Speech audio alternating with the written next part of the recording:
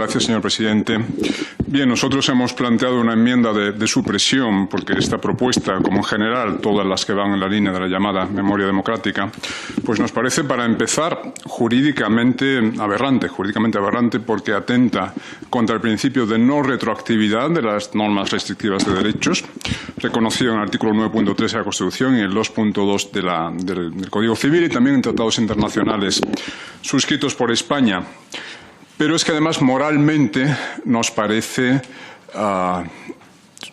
digna de suma crítica, digámoslo así, por no decir infame. Es decir, se trata en definitiva de desenterrar muertos, y desenterrar muertos no por piedad hacia los muertos, sino para arrojarlos a la cara del adversario. Esa es la finalidad de todas las llamadas leyes de memoria histórica. Se trata de demonizar a media España, se trata de anclar fuertemente en el subconsciente de los españoles la idea según la cual derecha equivale a represión, dictadura, e izquierda equivale a libertad y democracia, lo cual carece de cualquier fundamento histórico. En definitiva, la izquierda necesita reforzar su autoatribuida superioridad moral, una superioridad moral que le es perentoriamente necesaria en las circunstancias actuales para compensar su incompetencia gestora. Es decir, una vez más, la izquierda está a punto de dejar la economía española devastada y dejarnos con más de un 20% de parados, como ocurrió también en el año 96 y en el año 2011. Y esto tiene que ser compensado por medio de sobredosis de superioridad moral. Pero claro, lo que se hace para esto, para conseguir eso, se divide a los españoles en buenos y en malos, se les enfrenta unos con otros, se demoniza a la media España conservadora, la media España que luchó en las filas de Franco en la Guerra Civil, la media España que vota actualmente a la derecha, que apoyó el régimen de Franco. En definitiva, dividir a los españoles en buenos y malos, enfrentarlos y, lo que es más grave, cancelar la admirable reconciliación y perdón recíproco que se había alcanzado en la transición, resucitando un odio cainita que nos trajo muchos problemas en el siglo XX. Bien, aquí se habla de la retirada de honores y reconocimientos públicos. Dudo que haya todavía personajes del franquismo con reconocimientos públicos. En todo caso, ¿por qué no se aplica a todos? ¿Por qué no se aplica a las personalidades de la izquierda que en los años 30 también cometieron muy graves crímenes contra los derechos humanos? ¿Por qué debe tener una estatua de los nuevos ministerios Indalecio Prieto? Indalecio Prieto reconoció en sus propias memorias publicadas en México y pidió perdón por su implicación en el golpe de Estado de la izquierda en octubre de 1934 contra el gobierno de derecha salido de elecciones limpias celebradas en noviembre de 1933. Fue el momento en que descarriló la experiencia democrática de la Segunda República. La izquierda rompió la regla de oro de toda democracia. En una democracia hablan las urnas, no las balas. La izquierda intentó rectificar el resultado de las urnas, impugnar el resultado de las urnas con las balas. La llamada Revolución de Asturias en realidad fue una rebelión armada en toda España. Hubo muertos en 26 provincias, lo que pasa es que fue reprimida por el gobierno, y Prieto tuvo una participación personal en ello. Él recepcionó un alijo de armas traído por el buque Turquesa en la playa de San Esteban de Pravia en septiembre de 1934. ¿O por qué debe tener honores públicos y nombres de calle Santiago Carrillo, señalado por tantos historiadores como responsable principal de las sacas y los fusilamientos masivos de Paracuellos del Jarama y otras localidades madrileñas en noviembre del 36? ¿O por qué debe tener honores públicos Lluís Companys? Lluís Companys, como presidente de la Generalidad, firmó el 26 de julio del 36 el decreto que instituía el Comité de Milicias Antifascistas de Cataluña. Estas milicias antifascistas practicaron una represión brutal contra todo tipo de personas, por ser católicas, por ir a misa, por ser conservadoras. Se han estimado en 8.129 las víctimas. Companys creó campos de concentración como el de Omells-Nagaia y permitió la creación de checas como la checa barcelonesa de San Elías, a la cual fue conducida el 8 de septiembre de 1936 Sora Polonia Lizárraga, que era la superiora de las Carmelitas de Vic. Señor Contreras debe concluir.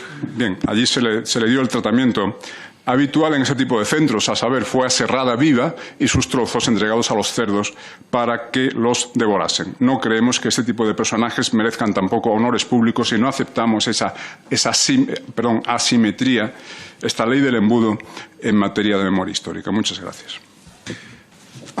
Gracias, señor presidente. Entre los muchos aspectos chocantes de la PNL que se nos somete a consideración, había una cita torticeramente truncada, una alusión a la resolución del Parlamento Europeo de septiembre de 2019. Dice la PNL, a nivel europeo el Parlamento ha aprobado una resolución solicitando a los Estados miembros una evaluación clara y basada en los principios de los crímenes y los actos de agresión. Esa frase está cortada. Continuaba con las siguientes palabras: los actos de agresión perpetrados por los regímenes comunistas y el régimen nazi. Esa resolución de septiembre del año pasado es histórica porque por primera vez se ha establecido institucionalmente una equiparación moral entre fascismo y comunismo. Dos ideologías criminales que llenaron de sangre el siglo XX. En Vox rechazamos ambas terminantemente. En ese sector de la sala se rechaza solo una de ellas. Jamás les he oído una declaración de piedad, de consideración hacia los 100 millones de víctimas del sistema comunista en el siglo XX y hacia las 72.000 personas fusiladas, torturadas, masacradas en la retaguardia republicana durante la Guerra Civil Española por el delito de ir a misa o de ser de derechas. Nunca he oído una palabra de piedad sobre ellas, lo que siempre están hablando de víctimas. Se ha dicho también que el Partido Comunista, la izquierda, luchaba por la democracia, la libertad. Es mentira. La izquierda de los años 30 era especialmente el Partido Comunista, era una mera correa de transmisión de Stalin, de la Comintern en España. Eran agentes de la Comintern en España y cumplían órdenes. La política de Stalin en los años 30 ya sabemos cuál fue. Millones de muertos en el Holodomor, la hambruna políticamente inducida en Ucrania, 6 millones de muertos de hambre, 2 millones de muertos en la desculturización, etc.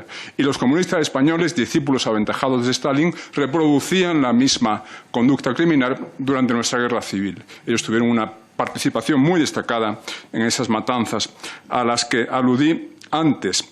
Matanzas que iban dirigidas no solo, aunque sí muy especialmente, contra las personas de derechas, también contra la propia izquierda. Esta es una peculiaridad de la violencia comunista. Todo el mundo conoce, quizá ustedes no, la miniguerra civil en Barcelona en mayo de 1937 entre comunistas y anarquistas, cuando los comunistas machacaron a los anarquistas con cientos de muertos y miles de encarcelamientos. Testigo de excepción de aquellos acontecimientos fue el escritor George Orwell.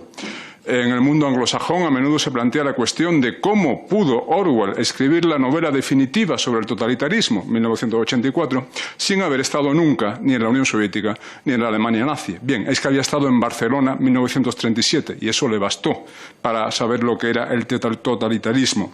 Lo describió literalmente como el reinado del terror. Cito textualmente una frase suya: la idea de eliminar a todo el que no está de acuerdo con nosotros no nos parece natural en Inglaterra.